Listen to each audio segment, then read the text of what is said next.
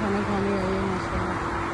ये है डिफेंस का एरिया, तो हम लोग वहाँ पे आए हैं खाना खाने में। बड़ा अच्छा माहौल है, यहाँ पे बैठते हैं, खाने का होटल है और ये एरिया वगैरह।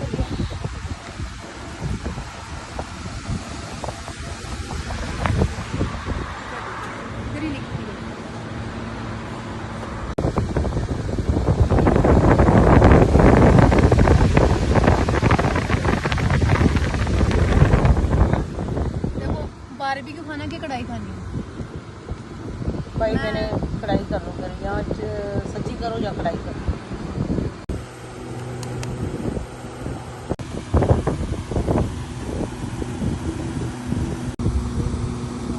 तो जी खाना हमने खा लिया है। ये देखिए, ये हमारा कढ़ाई में बच गया है और ये बड़ा अच्छा भी है, ठंडी ठंडी हवा है, मतलब चल रहा है तो।